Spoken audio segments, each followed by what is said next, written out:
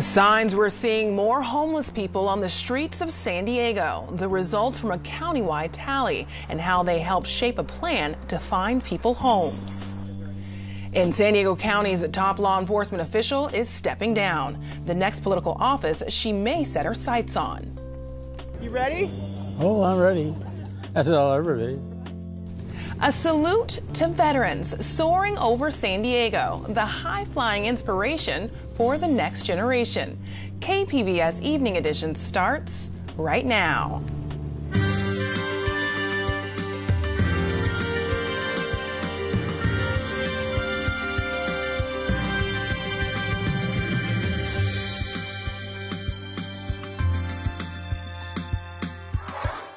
Good evening and thanks for joining us. I'm Ebony Monet. The number of homeless people living in San Diego County is up 5% from last year. There are now more than 9,100 people in our region living in shelters and on the streets. KPBS reporter Susan Murphy has the results from the annual homeless census taken in January. One of the most sobering figures is the number of people sleeping outside, on park benches, in makeshift tents, and on sidewalks. That number has increased 14%. And here in downtown San Diego, the number of tents that can consume entire city blocks has increased 104%. Important member of our team. City and county leaders gathered atop a parking structure overlooking downtown San Diego to unveil the new numbers. As you know, this is affecting every corner of the county. There's nowhere in the county that doesn't have homeless as an issue to deal with. But the city of San Diego is where the majority of the homeless live, and the downtown region is the epicenter of the crisis, likely because it's where the most shelters and services are offered. But the report also finds the homeless are choosing not to live in shelters. Instead, they're sleeping in tents and under tarps that are sprawled out downtown. Many of the unsheltered individuals living on the streets said that they struggle with mental illness or addiction. And this report also shows that half of the survey respondents said that they were incarcerated within the last 5 years. Mayor Faulkner says the increase of homeless living on the streets can't continue. He says permanent supportive housing is the solution, but he says a temporary assessment center with emergency beds will open later this year. You have to get people off the streets, out of the tents, into a secure environment where they can get the help and the services that they need. City and county leaders are working to bring more permanent supportive housing online. Susan Murphy, KPBS News. KPBS North County reporter Allison St. John takes us to Oceanside to give us a glimpse into how the homeless situation there is changing. Oceanside Pier is a nice place to hang out, which is why a lot of people who are homeless choose to spend time here. The numbers appear to be increasing, but this is just the tip of the iceberg. The number of people counted as homeless has gone up, especially the number of unsheltered homeless. North County shelters in Escondido, Vista and Carlsbad are now year-round, but Oceanside shelter is winter only. Homeless Outreach Officer Lonnie Harper says that's one reason you see more homeless here. So our winter shelter in town is closed now. So that's 50 people who were off the street and had a roof over their head at night, and where many of those were receiving services and food are now on the street. Rebecca Denby is one of those the hot teams tried to help. She sleeps under benches or wherever she can find a place to be undisturbed. I'm sick and tired of being homeless. I'm tired of these streets. Nicholas Perez says he's worked for 12 years in construction. He doesn't sleep on the streets, but right now he's staying temporarily with his mother. There's nothing affordable. It's hard. You got to be a doctor. You got to have dual incomes. It's hard. I don't know how people do it here. I mean, you got to keep it together here. Homelessness in North County coastal areas increased faster than anywhere else in the county last year. This year's count shows the number of homeless is down in coastal areas, but in inland North County it's up 11%, even more than in downtown San Diego. Allison St. John, KPBS News. The annual count is conducted by the Regional Task Force on the Homeless. It's used to determine the amount of state and federal funding provided to the region. San Diego County District Attorney Bonnie Dumanis is resigning in July before completing her 4th term in office. The DA says she's being encouraged to run for the Board of Supervisors. But the Democratic Party wants that panel to investigate her role in a campaign finance scandal. KPBS investigative reporter Amitha Sharma has more. Dumanis says she believes her experience as the county's top prosecutor makes her a good fit for the Board of Supervisors. Mesa College political science professor Carl Luna says the transition could be an easy one. The only downside is you may not have the experience as a district attorney that you have as an administrative supervisor. It's a much more political role than a district attorney's role. Her resignation announcement comes 2 days after KPBS aired a story about text messages and a phone call between her and then U.S. Attorney Laura Duffy last summer. Their exchanges touched on the campaign corruption case against Mexican billionaire Jose Susimo Azano Matsura, who illegally gave $200,000 to Dumanis' 2012 mayoral run. And their communications took place even though Duffy was recused from the case and Dumanis was a subject and trial witness.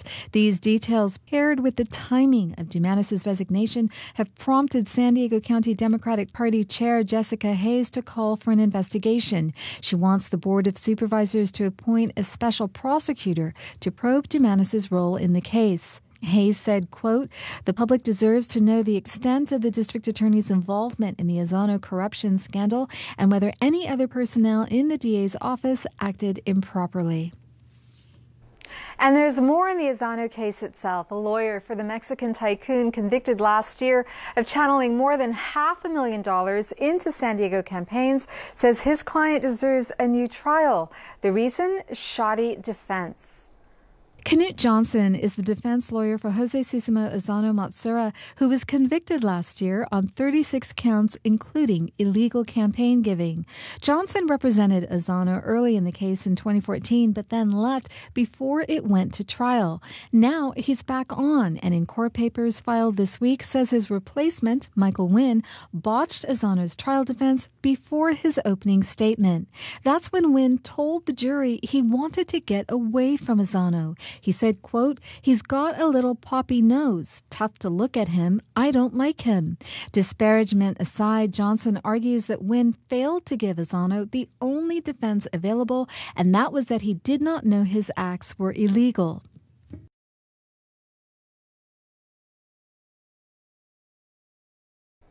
Johnson also says Azano's trial attorney's closing argument was even worse, calling it confusing and lacking in context and explanation. The next hearing for Azano is scheduled for June. Amita Sharma, KPBS News. San Diego city planners are working on a new vision for land surrounding a future trolley stop in Linda Vista. KPBS Metro reporter Andrew Bowen says the planning is bringing up familiar conflicts over density and height limits. 4 years from now, the Mid-Coast Trolley is set to begin service, extending the Blue Line from Old Town up to University City. San Diego wants to maximize the use of the new rail line by enticing developers to build high-density housing around the new trolley stops. Today, the Planning Commission got a presentation on where those plans are going. Land that's currently occupied by big box retailers with large surface parking lots would be transformed into a walkable mixed-use village. That's in line with the city's goals of reducing greenhouse gas emissions by encouraging biking, walking, and riding public transit. But some neighbors are resisting the plans for taller buildings and denser housing.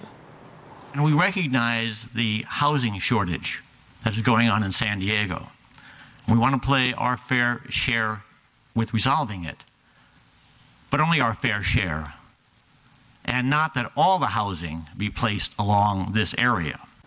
3 years ago, the city fought a similar battle over height limits a mile and a half north next to another future trolley station. The city ultimately gave up and kept the height limits where they are now. Commissioner Vicki Granowitz says that cannot happen again. And we need to make this area work. And my concern is if we capitulate to people who are afraid of density, that it won't stop and that we need to be brave.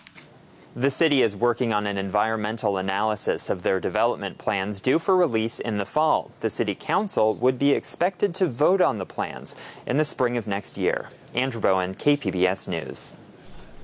More than 4 years after filing for bankruptcy, the final chapter of the once revered San Diego Hospice is over.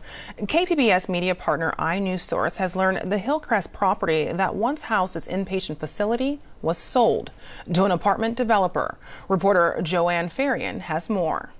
This is considered sacred ground by many in San Diego. Once home to the San Diego Hospice inpatient facility, the hillside has sweeping views between two hospitals, an ideal location to provide comfort to those in their final days. Stephanie Bergsma's late husband and her mother both passed away at the facility. The rooms are large, they were beautifully maintained, the staff was incredible, and the doctors were realistic. They knew about palliative pain care and they knew how to take care of people adequately. The slow death of San Diego Hospice began in 2012 when a Medicare audit eventually led to its bankruptcy. Scripps Health stepped in and bought what remained, this property, for more than $16 million. At the time, Scripps CEO Chris Van Gorder said, Scripps felt strongly that this facility needed to be preserved for the community. No one from Scripps would comment on camera about the sale, but they did send us a statement, and it reads in part, Scripps acquired this property in 2014 with the intent of using it for inpatient hospice care. But as the healthcare landscape has evolved, it became clear that neither inpatient hospice nor any other clinical use was a sustainable model at this location. The property sold to Houston-based Camden USA, an apartment developer, for $20 million. McDonald's heiress, the late Joan Kroc, had donated $18 million for the property almost 30 years ago. Bergsma knew Kroc well. I mean, I'm sure she would have been devastated. She probably would have done everything she could to keep it alive. With KPBS media partner iNewsSource, I'm Joanne Farian. Stephanie Bergsma retired from KPBS and is now on the iNewsSource Board of Directors. You can see more of their coverage on iNewsSource.org. The family of Border Angels volunteer Hugo Castro has started a GoFundMe page to raise money to bring him back to the U.S. from Mexico. Castro is being treated for head wounds and other injuries at Mexico City Hospital. He's been missing for 5 days after posting a Facebook Live video pleading for help and saying he was being hunted by criminals. His family says they believe he's still in danger as long as he remains in Mexico. San Diego State's student government has voted down a resolution that would have phased out the Aztec mascot and moniker. KPBS education reporter Megan Burke says it's the third time since 2000 that students have called the mascot into question. 7 Associated Students representatives resigned from their posts following the 12-14 vote against the resolution put forward by the campus's Native American Student Alliance. They say the board has failed to demonstrate parity. Last week it passed a resolution condemning discrimination of Jewish people. The mascot resolution, they say, was about discrimination too. For me, this Aztec, it's encouraging cultural appropriation. It's saying it's okay to use people as mascots. It's okay to dehumanize them because they're not on our level. Now, those in favor of keeping the Aztecs say doing away with it could hurt the university financially. They also say the school's portrayal of the Aztec culture is positive and respectful. In a statement, the university says it appreciates the dialogue its student leaders have fostered and say its faculty-led Senate plans to take up the matter again in the fall. Megan Burks, KPBS News. He's considered a legend in the sports world, winning a national championship, leading the famous Fab Five to 2 Final Four appearances, and transforming SDSU's men's basketball program into one of the best on the West Coast. Today, I sat down with Coach Steve Fisher to reflect on his career and his plans for retirement. You've been described as a player's coach, almost like a father figure, someone who doesn't yell or belittle his players. So how have you found is the best way to get the best out of your players? I don't think any 2 players are alike, you know that. And so I tell all of them, I'm not going to treat you the same. I'll treat you fairly. And if the moment you think you're not being treated fairly, please don't have me ask you to come in and see me. We have some absolutes. On time, all the time, respect, try your hardest, stay out of difficulty, and good things will happen. How does it feel seeing a former player like Kawhi Leonard thriving in the NBA? You burst with pride to say he's an Aztec, he's one of us. And you reflect back on the recruitment process when he was a sophomore in high school and we first initiated the process, to his commitment to his 2 years here. He left after his sophomore year. We had the 2 best seasons if you put them together, in the history of San Diego State basketball. His sophomore year, we were 34-3, won 20 straight games, were rated 4th in the country. We had lines wrapped around Viejas waiting to get to the tickets for the BYU game and then get in. An atmosphere that had never happened here and no one thought was possible to happen here. And to watch what he's done now in the NBA, no one thought he would do what he's done. He's arguably one of the top 5 players in the world right now, and we're very proud of him. We're watching as he's going through the playoffs now and hoping that he continues to have success. And your face lights up when you talk about one of your former players. So what do you think you're going to miss the most about coaching? You led me right into that one. It's the people. I loved the grind, the everyday grind of practice, the challenge of when you bring them to mid-court and you look them in the eyes and you give them the thought of the day, how can we be better when we leave here in 2 hours than we are right now? And then the travel, the road trips, the one-on-ones, the personal time with each of them when it's more than just basketball. It's about life and talking about struggles and talking about good times. So all those things that are, I think, the essence of your journey and what you do. And what do you hope to do more of once you retire? Well, one thing for sure that we will have an opportunity to do is spend more time with our 3.5-year-old grandson. Angie, my wife, and I will do a little more spontaneous trips. Let's go to L.A. to see Jay, our younger son, for the weekend. And we won't have to say, oh, no, we can't go because we have practice or we have recruiting or whatever it might be. And I'm still going to help at San Diego State in some capacity. So I'm excited to see where they feel I could be useful and how that would work. And then I think some things will happen that I right now don't even know are on the plate to happen. So I'm excited about the next chapter for us. Awesome. Thank you so much for joining us. Thank you very much, Ebony. Pleasure being on with you. A Republican state senator says documents related to the Orville Dam failure in February are being shielded from public view. Jim Nelson represents the region where more than 200,000 people were evacuated during the crisis. He says he was offered a chance to see the documents that allegedly contain information about why the dam nearly failed, but only if he signed a non-disclosure agreement. I don't do that. Look, that's not the way it works, okay? No non-disclosure agreement. We will have a committee hearing and you will come and testify to the whole Senate. And we're not all going to sign non-disclosure agreements. Is that understood? We don't do business that way. In fact, it's insulting. Lawmakers say they hope to reveal the contents of the documents in an upcoming legislative hearing on the Orville Dam crisis. Well, get ready for unseasonably warm temperatures as summer-like conditions arrive in San Diego. Erin Calandra has tonight's forecast.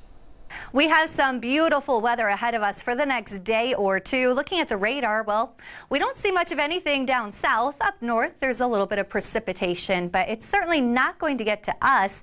In fact, we have an offshore flow. What's that mean for us? Well, it means temperatures are going to be pretty warm for the next day or two, but that changes over the weekend, and it becomes an offshore flow where the winds move in from the ocean on land, and it's going to cool things down a bit. You'll see that in our temperatures in just a minute, but for now, things are nice and dry. Looking at our overnight low, 59 degrees with clear skies. Looking across the region, well, Borrego Springs, 59 for their low, Mount Laguna, 45, Ramona, 45, Poway, 51, Oceanside, 49 degrees, and Chula Vista, 54 degrees. We have a high pressure system over the Pacific right now. On Saturday, well, it's moving inland and it's going to bring some sunshine, less wind, and just comfortable, pleasant conditions for most of the West. As we look at our temperatures, well, here it is. Friday and Saturday, lots of sunshine. Temperatures 79, 78 degrees. Then we have that offshore flow move in on our Sunday. It's going to cool it down just by a couple of degrees. 73 degrees, but it's still going to be mostly sunny and beautiful for us. Monday, that chillier weather continues, 73, and by Tuesday, 72 degrees. Looking inland, same story, 90 degrees for our Friday, Saturday 89 degrees, and then it cools down a bit, 81 degrees on your Sunday, even in the 70s for the beginning of your work week, 78 on Monday. Tuesday we're down to 75 degrees, but we have plenty of sunshine and it's going to remain dry. In the mountains, Friday, 70 degrees, up to 73 on Saturday, and then it cools down to the 60s for the end of the week and into the work week, but it's going to be dry and sunny. And looking at the deserts, well, drink plenty of water if you're in the deserts because temperatures are going to be nearing 100 degrees. Saturday, hot, lots of sunshine, 99 degrees. On Sunday, 97 degrees. And by your Monday and Tuesday, well, it cools down just a few degrees. 94 on Monday and 91 degrees on your Tuesday. For KPBS News, I'm Erin Calandra. Coming up tonight on PBS News Hour, a terrorist attack in Paris just days before France's presidential election. An eyewitness reflects on the deadly event. It was a terrorist. He came out with a Kalashnikov and started shooting. He could have shot us on the pavement and killed more people with a spray of shots, but he targeted the policeman. And how politically polarized media is driving our alternative realities. That's tonight on PBS News Hour, starting at 7, right here on KPBS. An aerial salute to veterans lands in San Diego County. The Liberty Foundation is offering flights on board a World War II B-17 bomber this weekend. There were about 12,000 built, but fewer than a dozen still fly. We had a chance to tag along with a war veteran who went up for the first time since 1944. You ready? Oh, I'm ready. That's all I'm ready. It's a reunion after 72 years. See that back of the engine? Yep. Watch the propeller. I want to see that. Frank Newhausen gets reacquainted with a 1944 Boeing B-17 bomber. It's a supercharger. Oh, it's supercharged? Is that what supercharger you were talking about? Yeah, and the engine, the exhaust, run it. It makes it go faster, right? Yeah, well, it gives you oxygen at more power. 25,000 feet, yeah. We are all very, very fortunate because of the veterans. Pilot Bob Hill is pleased to see the World War II veteran. We'd show up in an airport such as Gillespie, and there might be 10 veterans out here. We're lucky to see one anymore, but that's the cycle of life. Captain Hill flies Madra's Maiden, one of 8 operational B-17s. When you see it living, breathing, and operating, you experience all 5 senses, and it's exhilarating for people. Gillespie Field Airport in El Cajon is the second stop on the Liberty Foundation's nationwide flying tribute to veterans. When they built these things, they really did build them. Hill is taking Newhausen on a preview tour, and we get to tag along. Okay. The veteran Army Air Corps Master Sergeant needs a little help climbing on board. I'm going to get you on the armpit here. Yeah. You ready? All right. She's restored to her combat form. On board, you immediately feel the heat. The cabin is unpressurized. Once in the air, the wind is striking. Newhausen is all smiles. He says it's a much better ride without Nazis shooting at you. He tells us the last time he flew a B-17 was in 1944 for 3 D-Day missions over Normandy. We're on a scenic tour over Blossom Valley and Harbison Canyon, west to Granite Hills, then back to Gillespie Field, where Newhausen is met with a hero's welcome. Okay. Okay. Hey. And that's what Hill says it's all about, inspiring appreciation for the sacrifices made by veterans. And I always tell young people that if you look at a picture of Omaha Beach, for example, on D-Day, that first wave, and you look at the carnage on that beach, You know, you look at that and you look at the opportunity that all these people provided to us. Don't squander it. Do something with your life. It was noisier than I remember. It was noisier? Yeah. Madre's Maiden is open to the public this Saturday and Sunday at Gillespie Field Airport. Liberty Foundation pilots will offer flight tours. For more information about those tours, go to kpbs.org. This is the last chance for SeaWorld guests to see a baby orca grow up. The park in San Antonio announced the baby's birth yesterday. The mother, 25-year-old Takara, was already pregnant when SeaWorld said it stopped the breeding program last year. The park decided to phase out its killer whale performances by 2019. This after public opinion turned against keeping the animals in captivity for entertainment. No name yet for the calf. Vets are trying to figure out if it's a boy or a girl. Now, here's a look at what we're working on for tomorrow in the KPBS newsroom. On Morning Edition, it's the last place you expect to find a volleyball court. The unexpected activity spotted in a satellite image over a nuclear site in North Korea. You can find tonight's stories on our website, kpbs.org/evening edition. Thanks for joining us. Have a great night.